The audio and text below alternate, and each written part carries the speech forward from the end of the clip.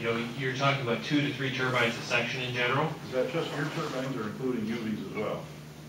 It is to meet the requirements, so it's assuming that you have control of the section. So to meet those requirements, you're talking typically that kind of number, and you're on a 1 mile grid, and so you're going to get that kind of separation fairly easily, because you know, 100-meter rotor, 7 times that rotor is 700 meters, so that's, what is that? That's about half a mile.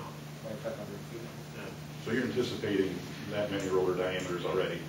Yeah, I mean, we'll be designing it to meet the requirements of Vestas, because in order to have a valid warranty on a turbine, you have to have the site approved by the manufacturer.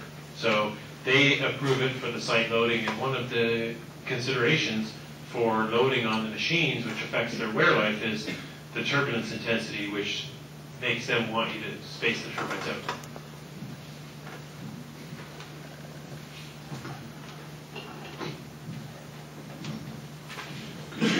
Could you review for us the what's the range of the DBA range?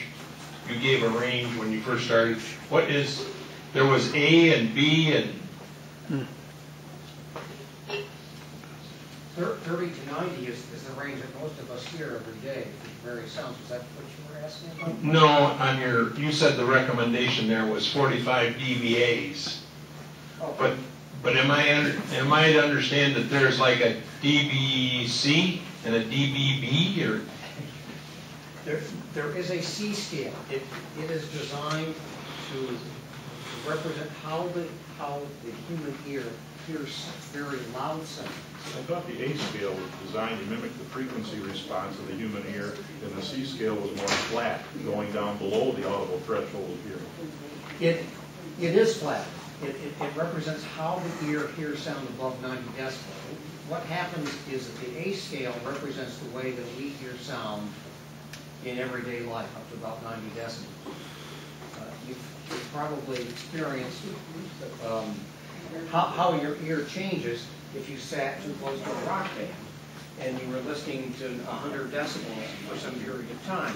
The sensitivity in your ear just kind of goes away, and after you leave that music concert, you're like, you know, you can't hear very well for a while, and that's a manifestation that your hearing response gets very flat. So the C scale is designed to mimic the frequency spectrum response of the ear from 90 decibels up, and has been used in industrial noise studies for such things as mining or for construction blast, where you know, workers are standing close to something where they're getting exposures above 90 decibels.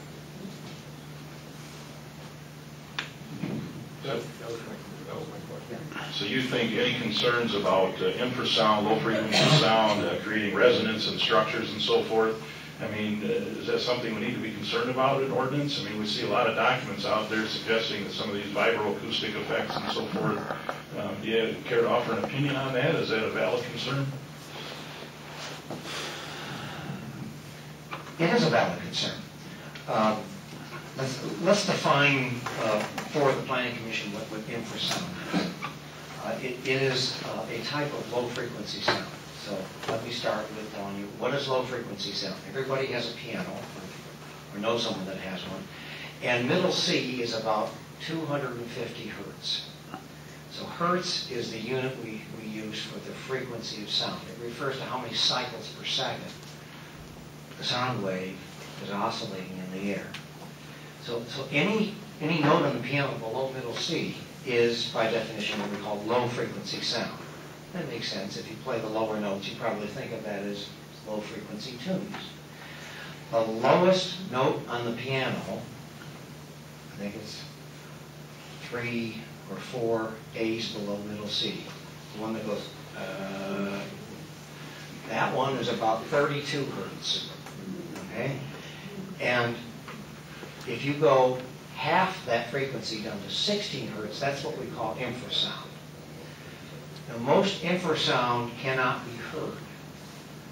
But infrasound isn't something that's sinister or unique that you only find if you're standing near a wind turbine. We have infrasound in in the outdoor world all the time. It's produced by the wind blowing in the air, turbulence. It's produced by cars and trucks. If you think about a car or truck engine accelerating, it's a low-frequency sound. It has a whole spectrum. It makes infrasound. It's produced by airplanes. Airplanes on approach to Metro coming in that may be still 2 miles up or something. They're coming around. You'll hear that infrasound, or you won't hear it. You'll measure it on a meter. There's a background of infrasound out in the natural environment.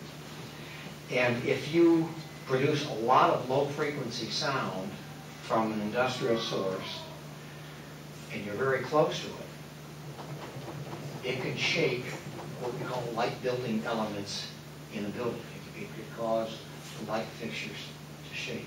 So there have been instances where people have sited turbines 500 feet, 800 feet from a residence, a very loud turbine, and it has produced enough of that low-frequency sound that it could rattle something in the house, and that's what you call that sort of acoustic-induced vibration.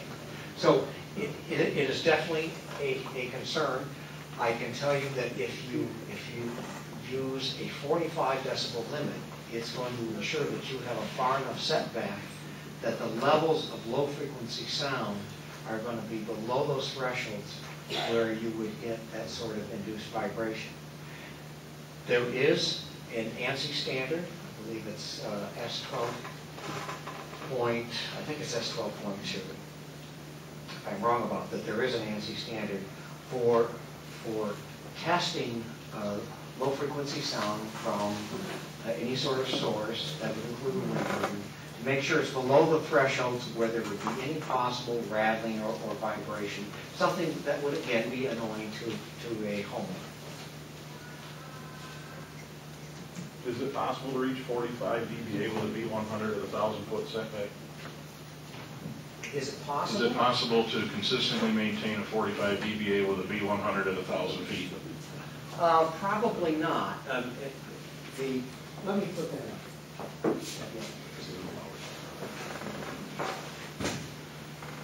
It is possible under the worst case conditions. That's what this represents. For a V100 to produce 45 decibels at 1,000 feet, if it's running at the maximum sound power, that means the wind speeds at least 22 miles an hour or higher. If you are directly downwind from it,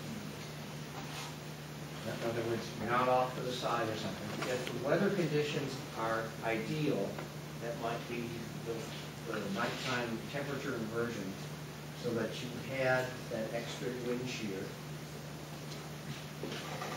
And if you remember, I included a 2 decibel safety margin in here. And the reason I did that is because nothing is black and white.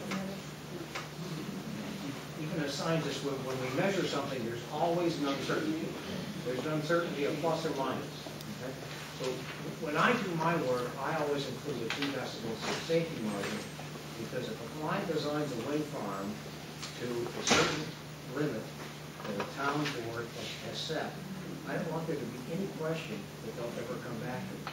So is it possible? Yes, it's possible. You might have a certain infrequent weather condition, and there might have been a turbine that was machined so it was slightly noisier than what the specification was. All that could come together, and you could get 45 decibels at 1,000 feet. But that's what this graph would But that's from one residence to one turbine, correct? Yes. Yeah, that's my big concern here.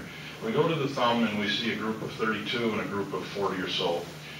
Here we're looking at nearly 160 across 72 square miles across 2 townships. I don't know how many acres each of these developers have leased. I don't know what density they need to reach that.